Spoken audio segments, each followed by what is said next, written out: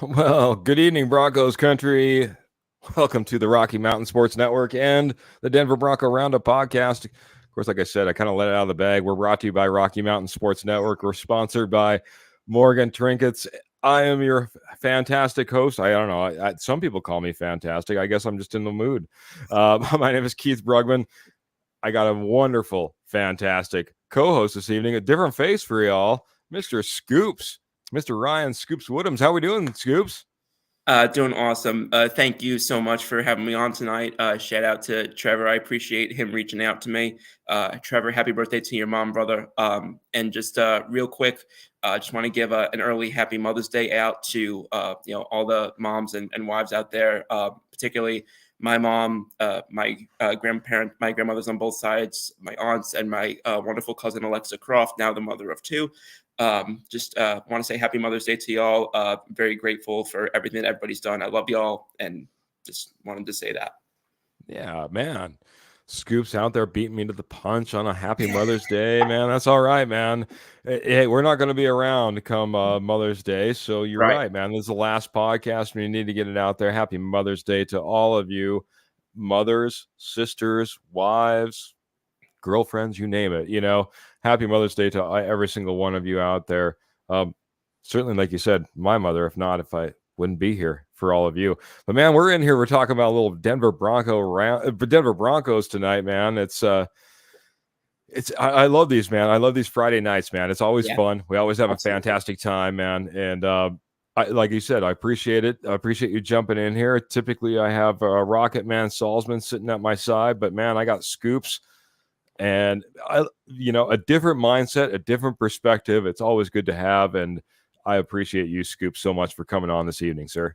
Appreciate it. It's going to be a lot of fun. Looking forward to it. Yeah, absolutely, man. Well, we might as well get it started off. First thing I want to get started off with, since you kind of blew me out of the water with a Mother's Day, first and foremost, I guess I'm going to show off what I got today, man, because if you didn't notice it, a little different look for Keith here. He's got the jersey on. Oh, what's that? That's the brand new jersey. I'm going to do the full spin around here, guys. Nice. We can't see the name, buddy. Oh, I'm sorry. PS2, Patrick Surtain the second. This is the jersey that I just got in the mail today, man. Here you go. There we go. Okay, there's the two. Okay. You can at least see the two there, man. It's tough to do the spin around, man. But yeah, no, I couldn't tell if there was like a hood or something. I thought it said like Surtain 2, but like the whole like middle of the name was. Yeah, there we go. Okay, there we go. Now we got it.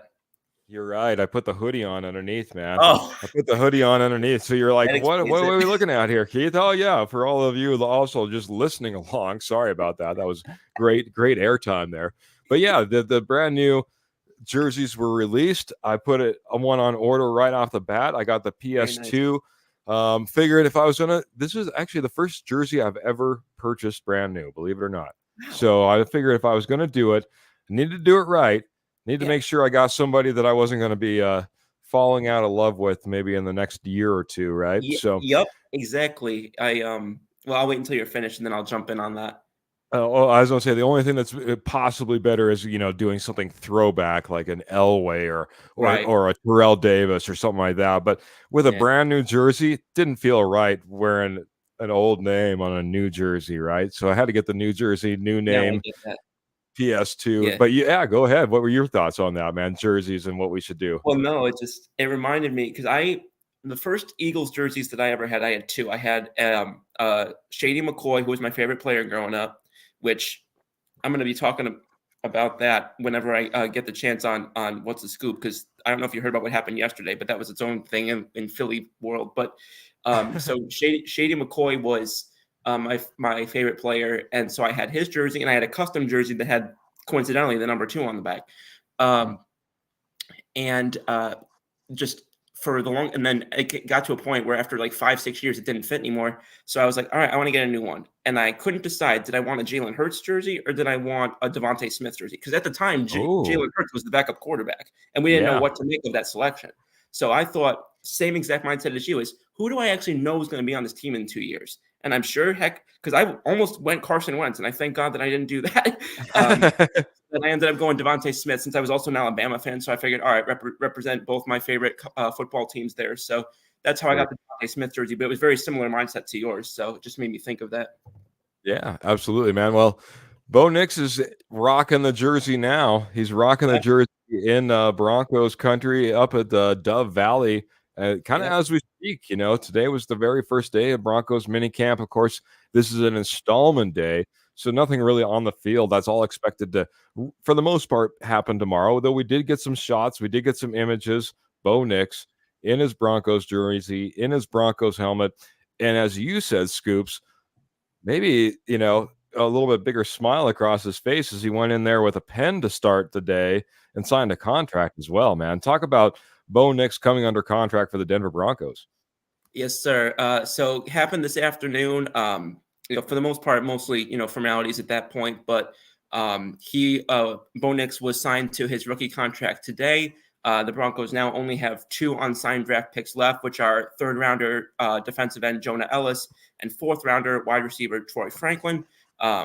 My guess is I'm curious to know what it's going to be like behind the scenes now between Franklin and Nix, now that Nix has his contract and his former teammate doesn't. So I imagine that'll create some interesting dynamics, I'm sure, between them. But no, in all seriousness, so Nix is now locked up. He was projected to bring in about an 18.2 million. I think you said it was a little bit over that.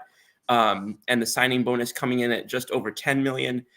So his cap figure this year is going to be a little over 3, and then his as a first rounder, he's got the 5th year option for 2028.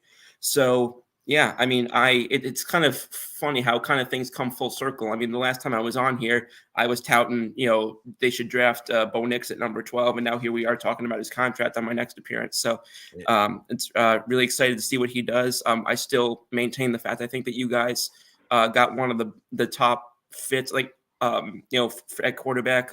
And real quick, just like I said on one of my other shows, it's great to have the best ingredient, right? The best possible ingredient, the best possible food. But caviar is really expensive. Caviar is very, well regarded. But if you're making a cake, just because you have caviar doesn't mean it's the right fit. You need to have the right fit, not just the best ingredients. So I think that for what Sean Payton wants to bake this year, I think you guys got the right guy, and I'm looking forward to watching him. I agree. I agree completely, man. We'll get to just a few comments. So we got Jody jumping in, part of the Denver Bronco Roundup, but right now he's giving Scoops a bad time, saying, Scoops, the Astros win again. I mean, he's not really giving me a bad time, since if they were winning as much as they're used to, he wouldn't have to let me know every time. But hope you're doing well, Jody. We miss you on this show, bro. Absolutely. Boy, man, come with the heat tonight, Scoops. Hey, Roy's coming in and saying, hey, Keith and Scoops, what a day, man. how you doing, Absolutely. Mr. Osborne? Yeah, Roy, let me know that, he's had a couple of things going on in the background, but things are looking good and looking positive, and things are right around the corner to life getting back to normal for Roy. So excited for Roy. And we got Pearl coming in saying, hi, all. Happy Friday. And How are you, happy Mr. Friday Pearl? to you, Pearl. Happy Friday to you. Go ahead, man. No, I'm just gonna say that's a really adorable dog in her profile picture. Um, Uh, yeah, no. Happy Friday, TGIF, as they say to all of y'all, and it's good to see Mr. Orbison, and good to see Miss Heater, and of course Jody, like I mentioned. So I'm excited to see what they've got for us tonight. Absolutely. Pearl's a lover of corgis, a lover of horses, and of course, Southwest jewelry and pottery and estate gold at wholesale prices. But we'll talk about that a little bit more. Patrick Wiltsey coming in saying, aloha, Bruggs. Nice to see you and learn about you, Scoops. How So, you doing, Mr. Wiltsey? Good to see you, and aloha to you as well. we probably should bring you in as kind of like almost a guest as well, man. And maybe since you're not on the Denver Bronco Roundup, they Yeah, usually are used to seeing one of four or two of four or three or a four. horseman. Maybe Yeah, say four of four, but not this one, not Mr. Scoops. Scoops, why don't you introduce yourself? That's a great point, man. yeah. Patrick, I appreciate it. So Yeah, no, absolutely. So, my name is Ryan, and obviously I go by Scoops. And I've been affiliated with over at K&K since April 20th, 2022. And then, I was fortunate to, after a while being there, to also start the show on Friday nights that we've got coming up later. That is still going on tonight, which is Settle the Scores at 10:30 Eastern, 8:30 Mountain. But yeah, no. So I don't even really know where to start. But I've been doing baseball related content since I was probably 12, and football. I talked about my internships with the Eagles as well. So just absolutely, if it's football related content, baseball related content, obviously, I've been in the analytics realm since I was 11 years old. So that's kind of a little bit of my sort of TDLR or TLDR, if you want to say. There you go, man. In analytics since 12, I was trying to figure out how to count on more than just my fingers at 12, but that's okay, man. It's a step or two ahead at that point, man. We got Sean Ward coming in here and saying good evening, guys, and it's great Good to see evening, you, Mr. Ward. Sean. Who's that is on his jersey? 24. Is that?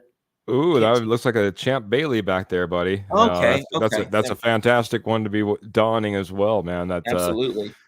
Gotta love some Champ Bailey. We got Big E Bronco coming in saying, "What's up, guys? I figured I'd jump in and aggravate you guys for a little bit too. Yeah, How you come doing, on sir? in. I like a little aggravation. Stir it up a little bit. Get us riled up and get the conversation going.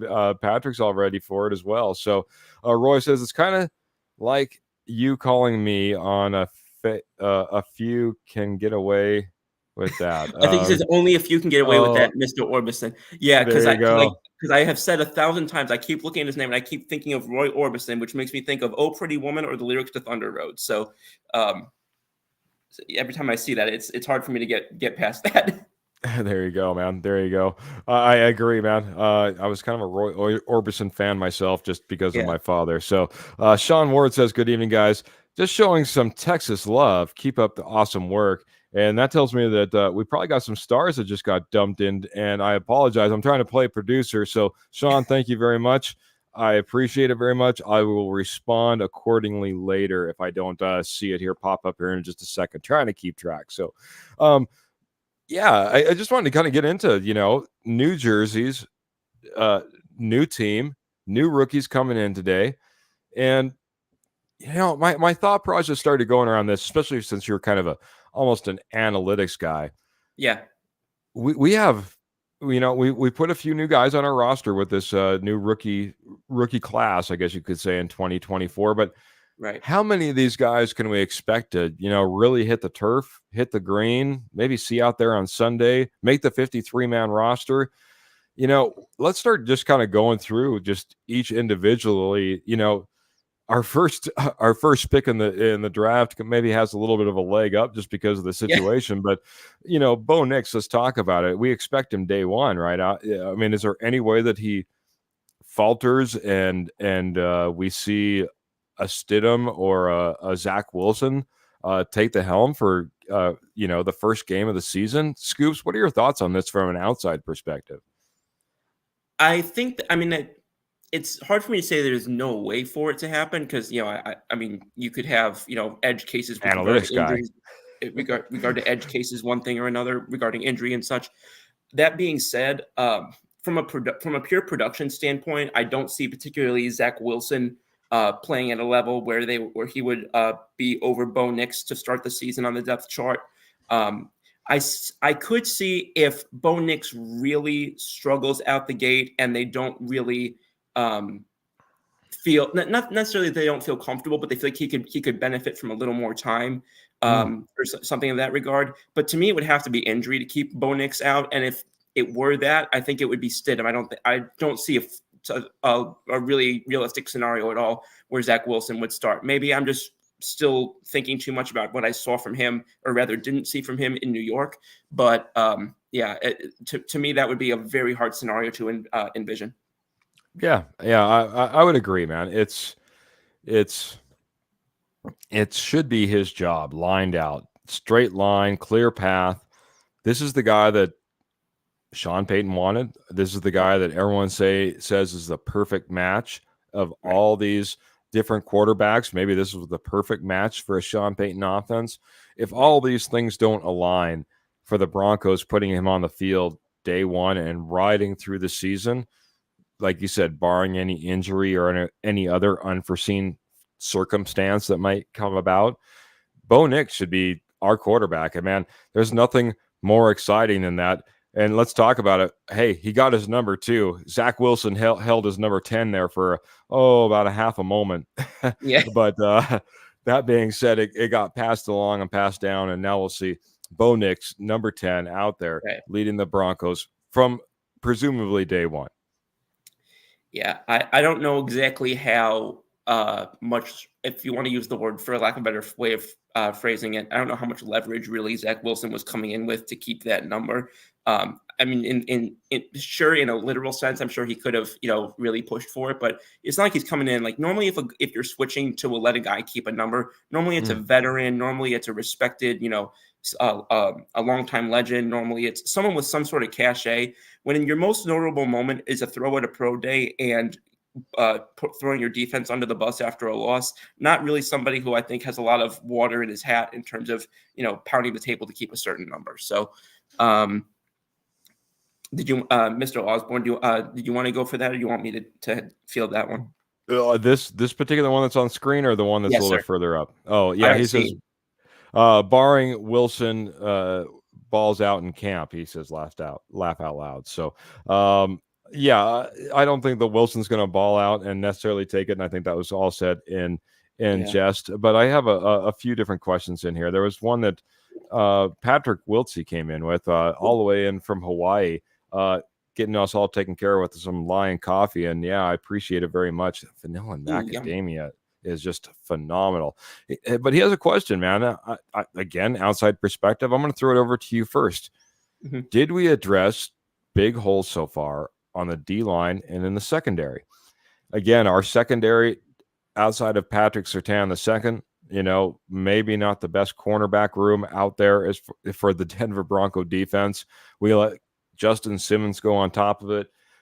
Fabian Moreau goes out the door. He was a big key piece for us this last year. So we're asking for, a Riley Moss. We're asking for, a Damari Mathis, somebody to kind of step up in that room and make a difference. And then, like you said, D-line was horrendous. Let's face it. We were ran all over last year, Right. ranked near the very bottom, man. So we had some holes to fill. We brought in a lot of different faces. But of course, with our salary cap issues, Russell Wilson, we were hindered a little bit. What are your thoughts? Did we address the big holes when it comes to D-line and secondary? What are your thoughts on that? Again, outside perspective, sir. Right. So I will say, well, first of all, the one thing that I think I have to start with is I'm glad to see it, is that y'all didn't create an even bigger hole in your secondary by moving off PS2. So I think that was and again, I'm saying this as somebody whose favorite team was in on PS2, but I'm glad y'all didn't trade him. I think that would have not been an optimal. I think especially if you're in a somewhat win now mode, which I don't necessarily know if I would call it win now, but you definitely don't have a 5-year window here. And I think unless you've got a 5-year window, I don't really see the value in making moves like that. Those are the kind of guys you're trying to add, not move off of. So I want to start by bringing that up. But I like a lot of the pieces you have on your D-line. I like Browning. I like Roach. I like Allen. Pardon me. You've got in your defensive backfield, you've got Jones, who had a career year last year, particularly in coverage. So I do think you could stand to add another corner, and probably could stand to add another linebacker as well. But because again, and again, coming as somebody who has seen what happens when you don't have great linebacking core, and Alex Singleton being your best linebacker, who actually he came over from Philadelphia. Sure did.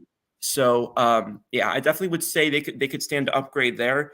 That would probably be a secondary thought for me behind adding a CB2, but those are probably my biggest. I don't actually have a ton of an issue with the defensive line from a starting perspective. You can always add depth, but aside from maybe adding a nose tackle, I don't see a ton of desperation there, and I wouldn't prioritize it over something like the other things I mentioned.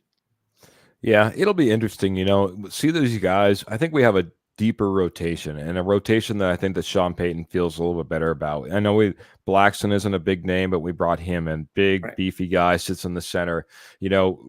Bring in a Roach. That's a big, beefy guy that we can bring in the center. Guys that I think that will just overall help us in that first and that second down. Right. Secondary, you're absolutely right, man. It'll be interesting to see what happens at safety. We bring a guy in. We're hoping that guys that are on the roster are going to step up, whether that be like Right. a PJ Locke or the like, and as even Pearl was saying, Browning needs to stay healthy. Well, PJ Locke needs to stay healthy as well. So, Right. it all the questions that we have there, but I think you hit the nail on the head there, Scoops. My biggest concern isn't necessarily the safeties, the cornerbacks, the defensive line. It's that linebacker. Right Mm-hmm. now, we don't know if Drew Sanders is going to be pushed to the edge like that was hinted at towards the end of last year. If that's the case, then we start getting pretty thin when it comes to that middle linebacker position, and especially when it comes to experience at the middle linebacker positions. You might be relying mostly on a Jonas Griffith if you're talking about trying to find experience in that room, and most people outside of Denver would go, Jonas who? So it's a place that we could definitely use some help. And like you said, Alex Singleton, one time a second thought and thought was just an addition to this roster. Now he's the main piece. He's the core of the middle linebacking crew, and now we're trying to find pieces and parts to put around him. So it'll be pretty interesting to see what happens there as far as the linebacker. I wanted to kind of get back to Biggie Bronco, because I think he brings up a kind of a good point, and one that I wanted to Mm-hmm. get to as well. He says the number 10 has been worn by a lot of good players: Eli Mm-hmm. Manning, Chad Pennington, Emmanuel Sanders, D-Hop, and I Mm-hmm. know there's more. I just cannot remember all of them in my head. I'll be honest. Maybe it was just my upbringing. I played football. Yeah. The first day I ever got to play football, right? My Right. dad asked, "What's up, Keith? What's going on? How come you're not playing with your friends?" I'm like, "Well, my friends all went down to sign up for football."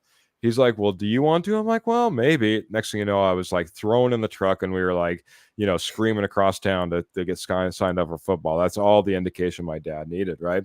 Mm-hmm. That being said, I was at the very end of the line, right? So when it came through and we were all getting weighed in and how old you are and all this stuff, they finally came down to picking up your pads and getting your jerseys. And you know what? All my favorite numbers were gone. All Oh, of them were gone off the rack. I was yeah. the end of the line. And there's something to be said about, as I think Big E Bronco was kind of alluding to, making a name for yourself. Yeah. Getting a number and making a name for yourself. I mean, I'm glad that he got his number 10.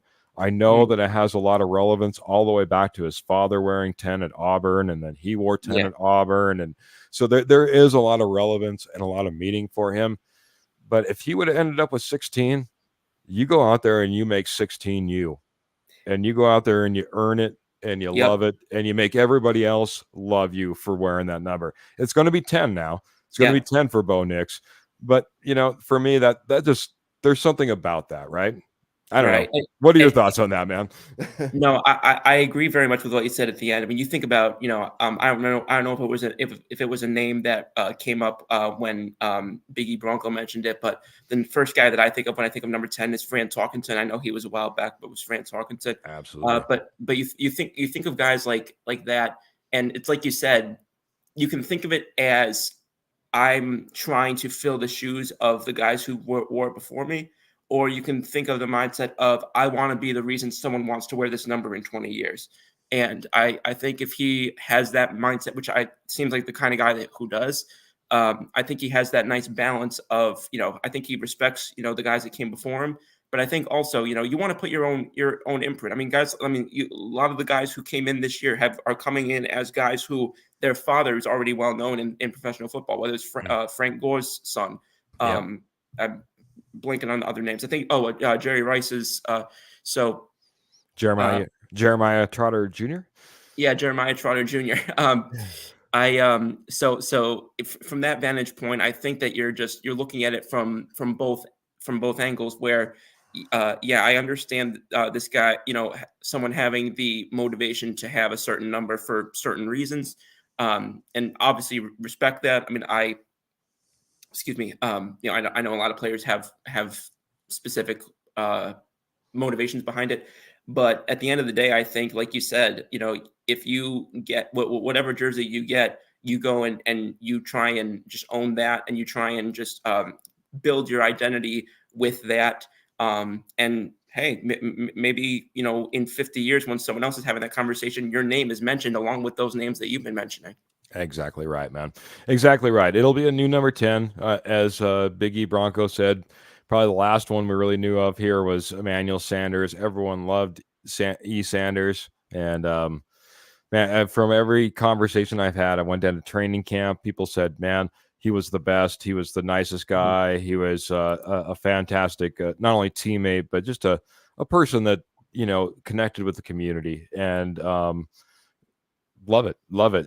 So, yeah, Sean Ward, Emmanuel Sanders, number 10. Yeah, absolutely. It'll be interesting. We'll have a brand new look and a brand new field as a new 10 takes the field, and a new 10 hopefully pilots us to new games, man. But let's continue down this kind of list as we kind of move along. Outside linebacker Jonah Ellis was our second pick, round number 3. Um, Right. that's a very, very, very crowded room. And this is one place that I have a hard time trying to figure out who's going to make it, who's not, between, a Browning and a Cooper and a Nick Benito that we spent pretty good draft value, draft, Right. cover, draft to pick on, and then you bring in a Jonah Ellis, and now maybe Drew Sanders is going to be an edge as we kind of go through. And we'll maybe hit a few of these here real quick. I don't know if we'll get through every single one, but maybe the ones that are, and there's some pretty good names here that we'll get through. But Jonah Mhm. Ellis, man, how does he find a way to the field, or does he find a way to the field this year? So I think, you talked about it a little bit a few minutes ago in terms of like some of that rotational usage, which I think is, becoming more and more prominent. I mean, we see teams, obviously the team that comes to my mind most prominently is the 2018 Eagles. That was a big part of how, and that's been their modus operandi for the last 10 years, is you got to keep those lines, deep, and you got to keep them strong. Mm, And I think that that's a mentality that is, becoming more prominent. I think, in particularly on the outsides with the ends and the tackles. So I think that I definitely think that you're going to see him get some time this year, but I also think that you're going to probably see him used in sort of that rotational sense, where I don't think you're going to have him, out there taking, you know, uh, 80% of the snaps, week 2 or week 3. And technically, he still has to get his contract signed. He's one of the 2 that hasn't signed it yet. But, fair. um, but no, I think that I think Browning, I think Cooper, and I think Bonito, I think all have a valuable role to play this year, and I think Ellis is going to be in that mix as well. But I think it helps also that they do have some pieces there. Like quite frankly, I don't have a ton of expectations from what I saw from Drew Sanders, and guys like that. So we'll have to see exactly where he slides in. But yeah, I think I think that they're gonna try and incorporate him without relying too heavily on him, especially in that division that they're in right now.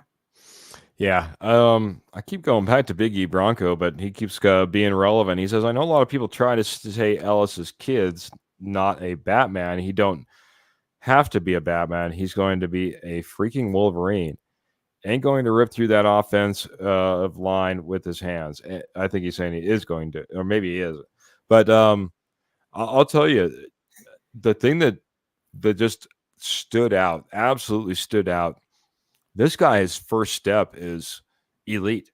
Right. He is so quick off the line. Now, I'm a little bit worried. He doesn't have, some people say there's 6 tools, I guess you could say, as far as an edge rusher is concerned. Yeah. You know, he's probably a 2 tool, maybe 3 tool guy that Yeah. he has in his bag right now. So he needs to continue to develop, but Mhm. that's what the NFL is all about.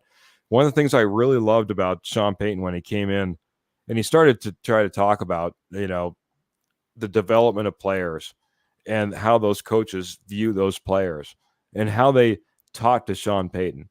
And he says, don't ever, and he goes, I tell my coaches, don't ever come to me and tell me what a guy can't do. Right. You know, tell me what he can do. Yeah. Tell me what he can do, and let's start building from there. And I there's a love that. lot of things that Jonah Ellis can do, man. So I think if you do that and you can start to build around it, this guy, I agree, Scoops. I think he has a rotational piece. He's not going to be just the, you know, odds on, just slap him out there. He's going to be out there for, you know, 90% of the plays. That's He's not not going going to to be be his Chris role. Jones. Yeah, exactly right. That's a great way to put it. Not going to be Chris Jones. He's going to have to find his role, build his role, but he certainly has a path, I think, to getting onto the field in 2024. Agreed. You keep talking about these guys who haven't signed contracts, so I'll just continue to go down the list, and then I got This happens to be the next one. exactly right. Troy Franklin, that wide receiver that we were, you know, surprised was sitting there when the Denver Broncos traded up, when we were all sitting on that draft show together just not that long ago, Scoop. So they trade up, they get Troy Franklin, they get, well, Bo Nix's wide receiver at Oregon, you know, and pair him up all perfectly. So even though he doesn't have a contract, talk about Troy Franklin, and again, another crowded wide receiver room, another crowded room in the wide receiver room. How does Troy Franklin find his way to the field in 2024? Well, first off, I think if there's going to be a place to have a crowded room, I think wide receiver is a good place to have one. But I think that there's, like you said, we've seen guys, and I think it's increasingly recently, you've seen guys teams go and get a quarterback, and then they go and get one of his biggest weapons, whether it was a halfback, whether it was a wide receiver, a tight end, or even a lineman. I mean, again, my guys, you know, did that a couple of years ago in Bama, finally, after taking half of the Georgia Bulldogs. And then, so just watching from that vantage point, I think that that's going to help adjust the transition. And again, when we talk about, you know, looking at a guy from, you know, we spend a lot of time talking about Bo Nix from the vantage point of, you know, this is a Sean Payton type of guy. This is going to fit his offense. A guy who fit well with him as a receiver in college is also going to fit that offense well. So Troy Franklin's also going to be, I think, a good fit for that offense, you know, just by sort of that sort of transitive property, whatever you want to say. He got comped to Christian Watson, which, again, if you're getting comped to Tristan Watson, I think that you can do a lot worse than having that as your comp. He's not his like you said, if you're talking about what his weaknesses are, probably, you know, you could leave more to be desired from his route tree and from his ability to be a blocker. But like you said, Sean Payton is going to, if he, you know, puts his money where his mouth is, he's going to go in and he's going to play to these guys' strengths, which is what the coaches should be doing. So I think he's going to find a way to maximize the many things that he can do, and try and neutralize to the best that he can the exposure of those things that you know, he may still be lagging in a little bit. So I do expect, contrary to what I said about Ellis, I do expect him to be a fairly impact player relatively early. And you know, I think that it's going to be something that Knicks might have to what they might deal with him. And I don't know if this is going to be an issue, but people talk a lot about quarterbacks coming in and, you know, they try and force it to like their first guy, try and force it to their first read. That's one thing that I would keep an eye on. I hope that Bo Nix is able to, like, if for whatever reason Franklin isn't open, I hope he doesn't just start forcing it to him out of pure familiarity. It doesn't seem like an issue that he could have, but I'm just bringing it up just to evaluate everything. Yeah. So barring that becoming an issue, I think that he could be an impact piece pretty early, and I think that it could work out pretty well. And I thought that was a really smart move by them. Yeah, you've seen it a lot. Like you said, it doesn't matter if you're talking about, you know, a Lawrence and an Estime, or a Burrows and a Chase. You know, you see this where the teams are kind of bringing that familiarity together. But I like the point that you bring, man. That familiarity sometimes can breed bad habits. Yeah, and be a we need to make sword. make sure that we don't fall into that bad place, that place that you really don't, you can't afford to as a rookie, right? You can't be you can't afford to be staring down receivers as a rookie. That's about the worst thing you can do. One of the best things you can do, and I wanted to bring this back up because Sean Ward, when he came in and he said he was just showing some love, he was showing some big boy love. as they say, everything's bigger in Texas, dropped 100 stars on us. So we appreciate that love very much. And you know what else we appreciate, guys? Morgan Trinkets, our fantastic sponsor. Morgan Trinkets is your headquarters for Southwest Jewelry, Southwest Pottery, and Estate Gold at wholesale prices. Started over 33 years ago, once a nationwide company. Morgan Trinkets is now headquartered in northern Colorado and southwest Wyoming. But how do you find Morgan Trinkets for all this fantastic pottery, jewelry, and estate gold at wholesale prices? You head on over to Facebook and you type in Morgan Trinkets, pop right up, and you can start to see the fantastic inventory of product that they have right today, guys. If you're looking to get free shipping, that's easy. Just spend over $50. It ships out right for free. She transacts all with PayPal. Really easy, simple to do. And if you happen to catch her at one of the fantastic shows that she goes to, which she goes to a ton, when I say she, I'm speaking of Pearl. Pearl goes to all these shows in northern Colorado, southern Wyoming. And if you catch her at one of those shows and you find one of those beautiful pieces she has on display, well, she takes all major credit cards as well. So check out Morgan Trinkets. Again, Morgan Trinkets for all your Southwest jewelry, pottery, and estate gold at wholesale prices. By the way, all gold, 10, 14, 18 karat gold, and all that silver, all sterling silver as well. So check those guys out today. You won't be disappointed. And with Mother's Day right around the corner, maybe you can put in some express shipping and have it there in time. I'm not sure. So if not, maybe you tell mom it's on the way. It's worth it, mom. It's worth it. Don't worry. Morgan Trinkets, it's the place to be. So check them out. Like I said. Wow. Let's go ahead and let's jump into the next pick of the draft. We kind of went through Troy Franklin. Oh, by the way, I wanted to give my 2 cents on that. I again, a very, very stacked room. It doesn't matter if you're talking about Tim Patrick coming back. You've obviously got Cortland Sutton out there, Marvin Mims, even though it was just as a special teamer, made the Pro Bowl last year, and we expect more from him, especially with Jerry Jeudy gone. But then you start talking about those other guys out there, whether it be a Brandon Johnson, whether you start talking about a little Jordan Humphreys that are on their roster. It's a full room, and a lot of people that were kind of handpicked and hand selected by Sean Payton. So I don't think it's an easy route, but at the same time, you don't move up, you don't spend draft capital and not put them on the field, hopefully, because that wasn't the case with the Broncos last year, unfortunately. So it seemed like they drafted tons and didn't put any of them on the field. Right. This next one, guys, this one actually comes with a little bit of controversy, I guess. Just as of recently, because of his number selection, we had to have former Denver Bronco Justin Simmons come out and say, hey, lay off the guy. He can have the number. My number's not retired in Denver. So we had Chris Abrams-Drain come in, cornerback, and take the number 31 of former Justin Simmons. Again, we'll go through this exercise. Yeah, I love that the fact that, hey, it's your number, make it your own. I love that Simmons kind of came to his aid in some way and said, hey, lay off Broncos country. It's not retired.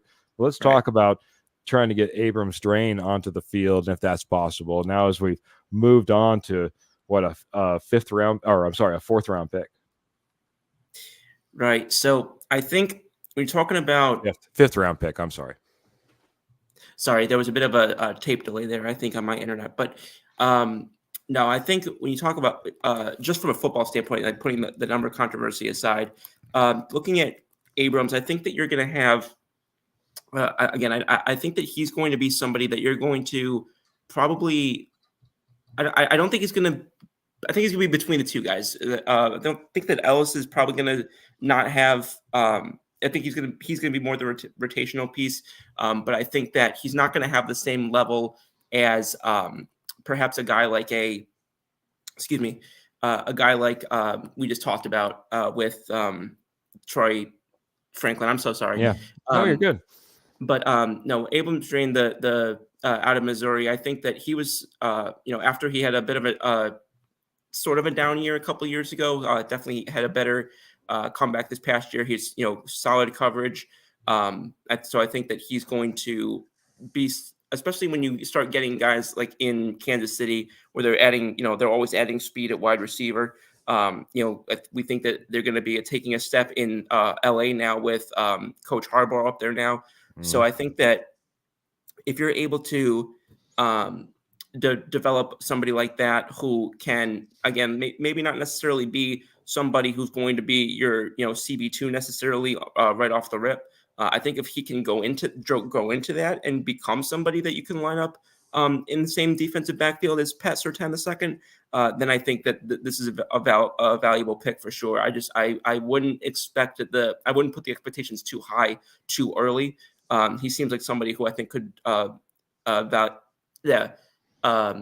benefit from a little more development. Yeah, I agree. And from an inside perspective, I'm still waiting on this 2023 draft class. We went up and we tried to get we went up and not tried. We went up and got Riley Moss, cornerback, Iowa, to come in here, and we didn't see here nor there of him last year. And that was kind of the case for the 2023 class.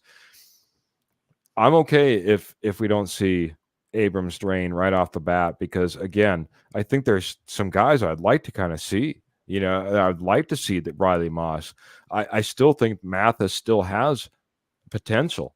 I think he kind of took the brunt of the blame when we were so bad at the beginning of the year last year. They took him out of the lineup because he was a cornerback. Things kind of turned the page and everyone went, well, that was all because of Damari Mathis. I think there was a lot of things going on. He kind of got scapegoated in that particular situation. So there is reason for other guys to maybe be ahead. That being said, I like three things about this guy. One, he has makeup speed. I've seen many a times where he, a wide receiver gets a little bit behind him, and this guy has the ability to catch back up with that right wide receiver. Secondly, he can climb the ladder. He's not a tall guy, man, but he competes for just about every ball that comes in his vicinity. It doesn't matter how tall the wide receiver is. And lastly, I think he has a little bit of dog in him. I think he has a little bit of fight in him. And, having that mentality, we've been missing that. A name that you'll recognize, Scoops, that I just absolutely fell in love with as a Denver Bronco was Brian Dawkins. Yeah. How could you not fall in love with Brian Dawkins and what he brought to the field from the minute he came out the tunnel, for crying out loud? Yeah, no, he now again that was a little bit before I kind of came in and was watching the team more consistently. But no, again, like you said, there isn't really a lot of issues with projectability in terms of his success going to the pros. I think that everything is going to translate pretty well. His slot coverage, I think, might be a little more iffy, but everything else seems to grade out in a way where I think it's going to definitely project to future success in the NFL. I just, again, like I said, I would be a little bit reluctant to put CB2 expectations, on him early. But if you put him in as a CB3 and you get him in your special teams, then I think you're really going to start making some positive strides with him, and your defense will get a benefit from that. Absolutely, man. I want to get to a couple other comments. One on the screen, Trevor saying, don't rule out Riley Moss potentially being moved to safety down the line. And that's something that we've heard possibly being toyed with. Long, lengthy, big hitter. So I could see that potential of a Moss being moved around. A couple other ones. Kenny Kirkpatrick coming in here and saying, hey, sorry, guys, I'm sorry I'm late to the party. Trevor's doing a great job of impersonating Scoops tonight. Oh, wait, that is Scoops. So there you go, man. How you doing, boy? Good to see Kenny, as always. You mentioned it off the top. You're kind of affiliated with two different networks, the Rocky Mountain Sports Network that we're here, and of course the amazing K&K Sports Show as well. So Kenny is part of that amazing K&K Sports Show, guys. You need to check them out. They have so many shows. What's the Scoops going on? Let's talk Broncos, Wits and Wagers, all in high school sports. I mean, the original K&K show, New York, the New York show, which is all Giants and all Knicks. I mean, just jam-packed, and we love our cousins over there as well. I wanted to get to a couple other ones. Michael brought this up a little bit earlier, just kind of going back. Troy Franklin chose the number 16. He was originally number 11 in college, of course, because he was the 16th wide receiver taken in the 2024 draft. I like He that. kind of, yep, he kind of goes on and he says, other 31 of the 32 teams that didn't draft wide receiver Franklin because they didn't think he didn't love the playing football. So a little question of whether he loved the game all that much, and so maybe that's why he got passed down, and we end up being able to trade up and get him.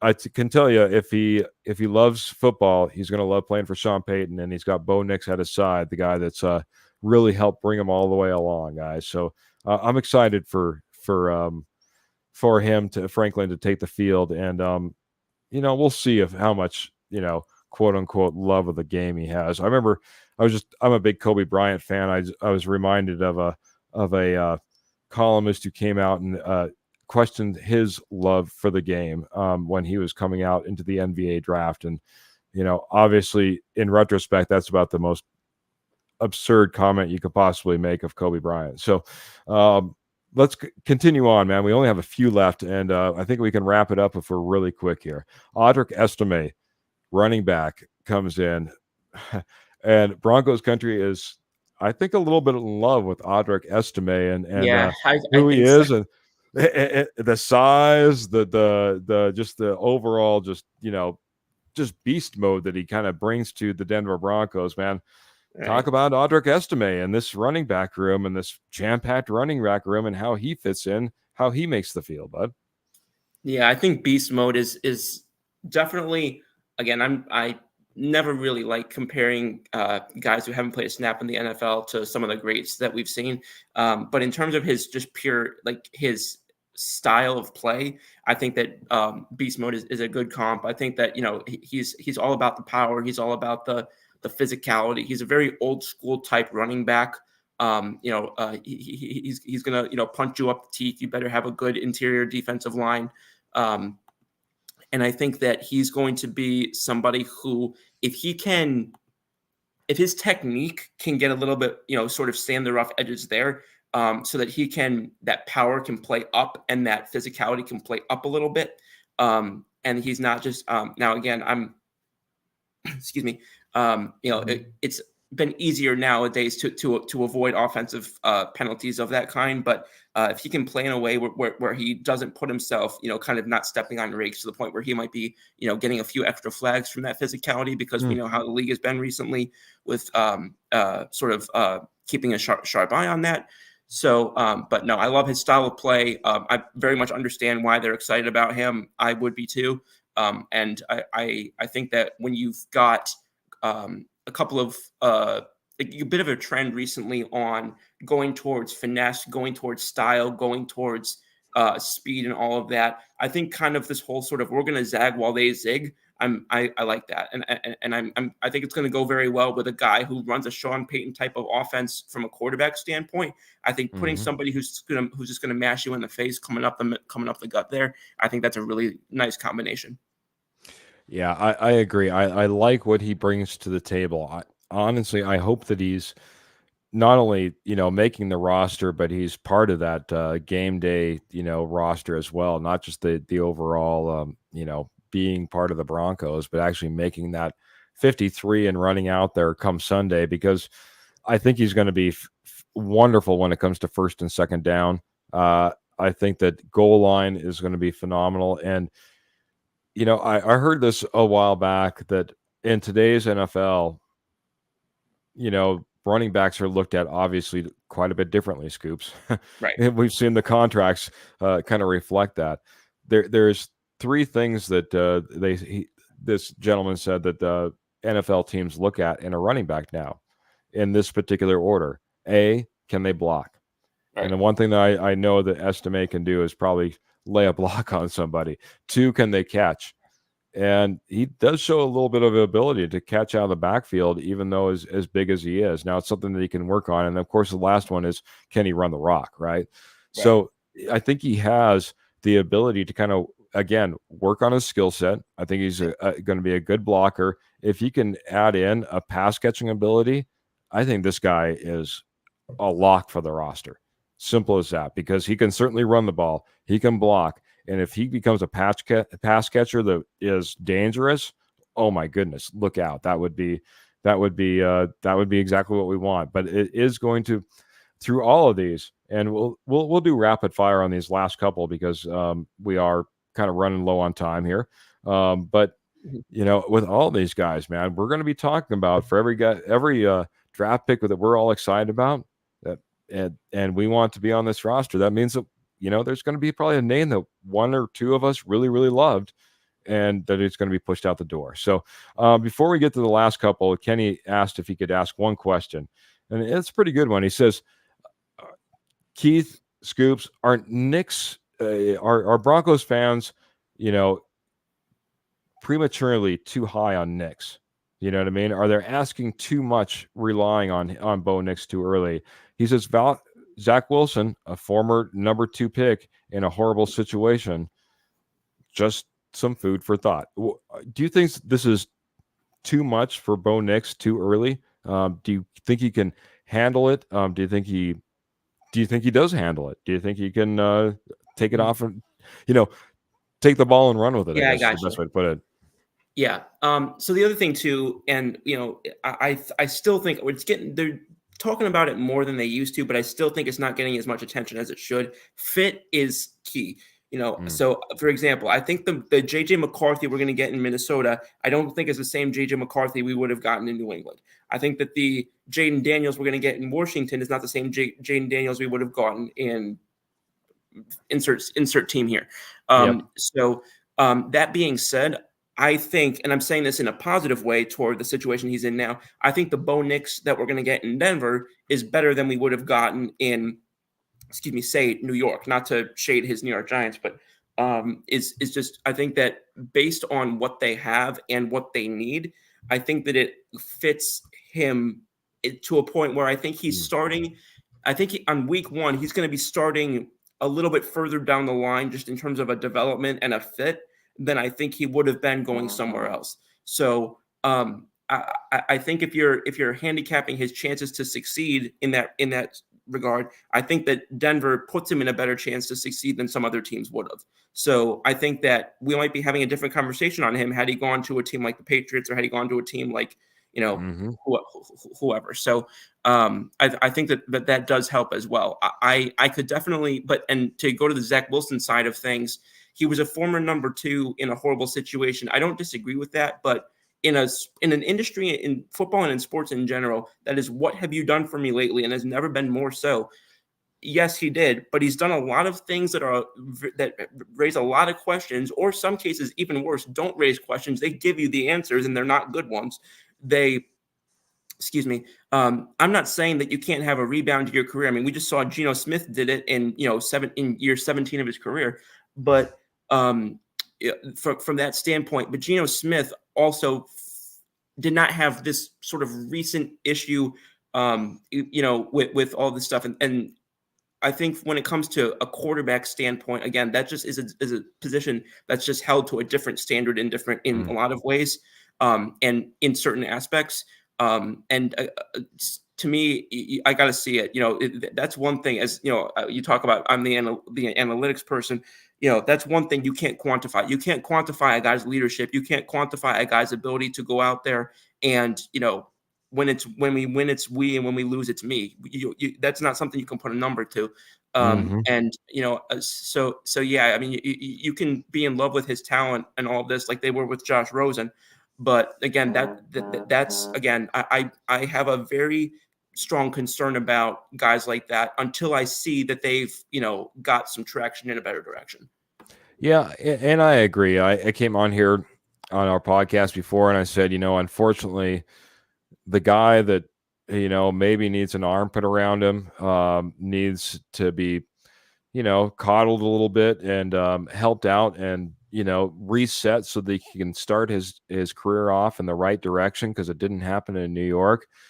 Unfortunately, is Sean Payton the guy the guy to do that? I don't know if he's known as the players coach that everyone necessarily loves to play for. He's more known as the players coach that everyone gets a good earful from it, Yeah, or they get kicked out the that's door. why So that I think is gonna that can go either way in such a strong like I think that's either gonna go over like a lead balloon or he's going to rebound in a way that nobody expects. I don't see an in between coming with Zach Wilson. exactly. It's funny. Right before I jumped on here, and a few others probably caught a podcast earlier today, but Sean Payton, as far as I know, is the quickest to ever do this. He uh he let a guy go 15 minutes into training camp. The guy came in and he was highly touted, and Sean Payton said the guy came in so far out, it's so bad out of shape that in 15 minutes he needed to go to the training room, and Sean Payton fired the guy 15 minutes into training camp, out the door, no longer there. So again, not a guy to necessarily coddle you and help you and bring you along and put your warm arm around, that put No. that arm around you. That being said, I'm a Zach Wilson fan, and I'm kind of pulling for him. I hope that he can turn things around. I hope this is a second coming of a Zach Wilson. A second rendition, the rendition that he probably wanted to put out there on the field to begin with. Michael hits it though, man. We got 2 left. We've only got a couple of minutes, so we'll package them up, man. We're getting deep into the draft now as we're talking about 6th and 7th round picks. But what are your thoughts here? I'm sorry, double 7th round picks. Devon Vele and Nick Garigolo. And I want to mess that up every time I say it. But a couple of guys that were brought in near the end of the draft. Are these guys that have a chance at the 53-man roster? Or are we looking really just at some depth and some practice squad guys? Did you see anything out of these 2 guys that make you feel more than that, Scoops? Yeah. So again, I think when you're picking this late, I think the gut reaction is you obviously want to have your tempered expectations. And quite honestly, I had to go a little bit outside the board, whatever you want to call it, a little bit outside the zone, a little bit. For Vele, he was not in the reports that I had in the very beginning. So in terms of that being said, and another guy who just signed his rookie contract, by the way, but he came in. He was projected to be somebody who's kind of either on the practice squad or one of the last guys to make the roster. He did play for Utah. We've talked about Utah a good amount. He is 26 years old, so time is not on his side. So that's gonna hurt him a little bit, I think. And that was just mentioned as well. And he's not much of a run after catch guy, or sort of follow through type of guy when it comes to contact. So I in terms of what he can do, since we talked about that a little bit, he's got a nice route tree. He's got a good catch radius, so he kind of expands his ability to go out and get it. And he has good play strength when it comes to tight coverage. So there definitely are things to work with. But again, I am obviously going to hope that he does well. But I think that he's going to have a bit of an uphill battle when it comes to trying to solidify some playing time. Yeah, I agree. I like the kid. He, a Tim Patrick type of player. If you need to kind of, have a comparison on the same roster, it doesn't maybe come with the injuries that a Tim Patrick has. So maybe that's a direct replacement, at least in the mindset of what we can think of, maybe what the coaches think of as well. But we just got done talking about all the obstacles that Franklin might have to make this roster. Unfortunately, I think for Devon Vele, he's going to have a tough go at as well. Well, I'll just say offensive lineman Nick here that we took up in the 7th round, since I'm having a hard time with the last name. Here's a guy that had a little bit of, I guess, background in college background, came from Yale before he finally went over to his final spot and then got drafted by the Denver Broncos. So a lot of people talked about the intelligence that he had.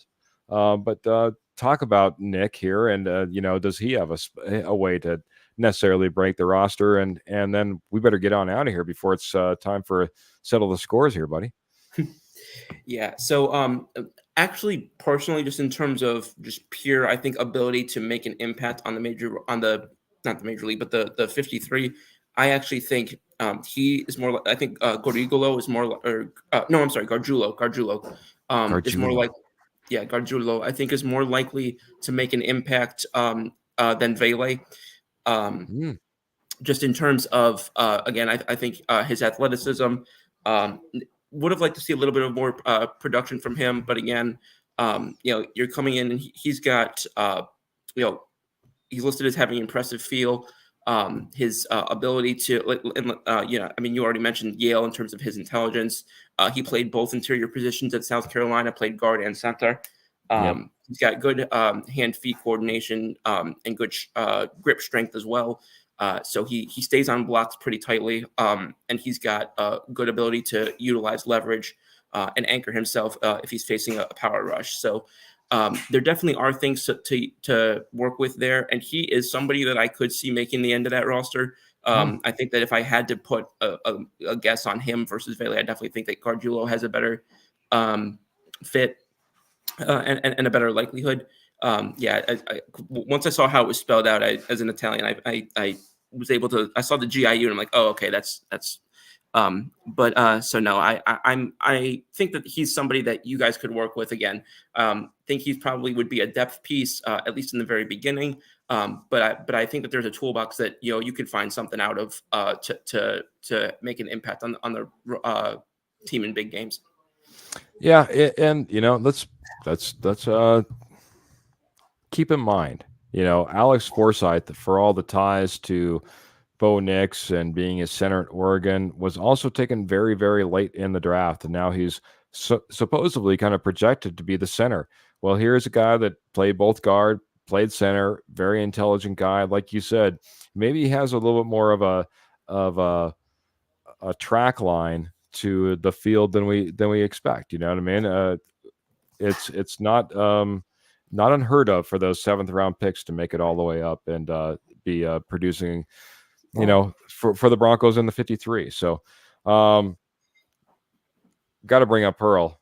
She's been bringing it up a little bit as well, saying John Machota, I think it is the right way to say it, has a master's degree from School of Mines and a full-time job as well. He was invited as a tryout to the Denver Broncos, and Pearl's been pulling for him for quite some time. That being said, Ben DiNucci was showing the door just not that long ago, so the quarterback room got a little bit thinner. And maybe there's a little bit of a chance for the tryout guy to come up and get a spot on this roster. Dynamic player, man. He's a runner. He's got a great arm. He took his team all the way to the national championship last year. Unfortunately, came up just a little bit short. Right. Put up fantastic numbers. Has a great completion percentage. So I'm pulling for John and Pearl all at the same time, because wouldn't that be a great little story to see that happen? The funny thing is Pearl's been pulling for John ever since before the draft, and then sure enough, he's gotten this tryout. So of all the possibilities, things are kind of working in the favor for Mr. John. He's got the Division II all-time touchdown record. I mean, we're not just talking about any other player here. So exactly. So I could definitely foresee that being a good story. I mean, it's not by any stretch of the imagination just going to a small school or going to the FCS or Division II. If you've got it, you're going to make it in some capacity. If you're able to. Absolutely. I like to point out the fact that Mr. Alex Singleton is from Montana State University. He came down from Canada, went to Montana State University, ended up getting his chance with the Eagles. Now here he is with the Denver Broncos, securing the center of the linebacking core, right there for us, and racking up tackles all over the place. Scoops, thank you, man. Fantastic night. I know that we could have got to tons more. The chat, the posse was kicking. Appreciate everybody that jumped in. I'm not going to get to all the names like Albert does, but appreciate everyone that jumped in, and certainly appreciate our big Texas guy, Mr. Sean Ward, jumping in when dropping 100 stars tonight as well.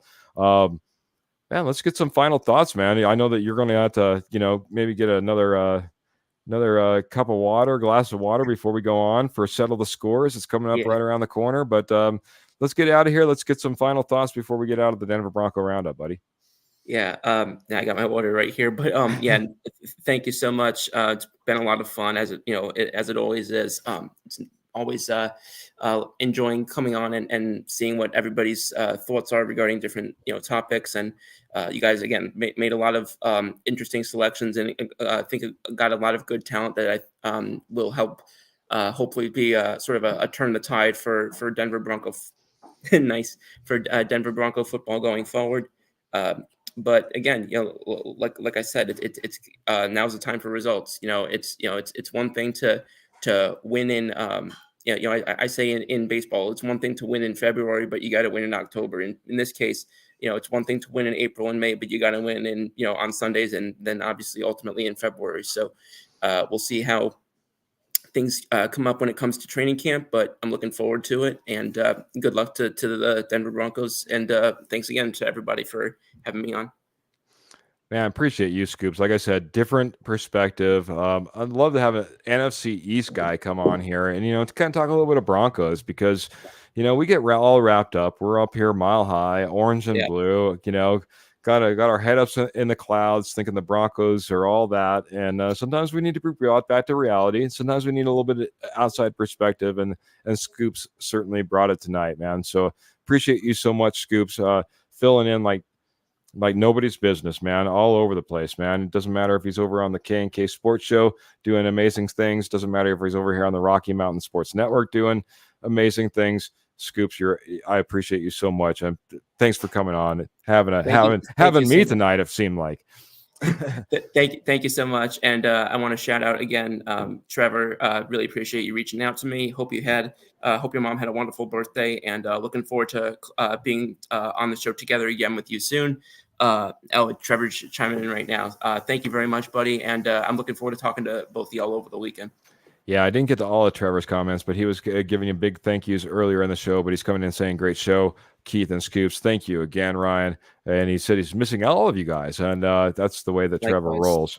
Guys, gals, appreciate you so much. This has been another fantastic Denver Bronco Roundup podcast. We're brought to you by Rocky Mountain Sports Network. If you didn't notice in the comments, I just dropped the link in for our fantastic sponsor, Morgan Trinkets, as well. We're the Denver Bronco Roundup every Tuesday, 7 p.m. Mountain Standard Time, every Friday, 7 p.m. Mountain Standard Time. Please, please, please hang out right here on the Rocky Mountain Sports Network. Here in about 15, 20 minutes, you're going to get a fantastic Settle the Scores with Mr. Scoops, my co-host tonight. He's going to be talking everything Rockies, and maybe if the Rockies can turn things around and, be a source of pride for Colorado country out there. So that being said, appreciate you all so much. Again, check out Settle the Scores. Just coming up here in just a little bit right here on the Rocky Mountain Sports Network. But gals, we're gonna get out of here the way we always do. Make sure, of course, keep your feet in the stirrups, keep your guns in your holsters, and keep the Broncos in your heart. We'll see you next time, everyone. Good night.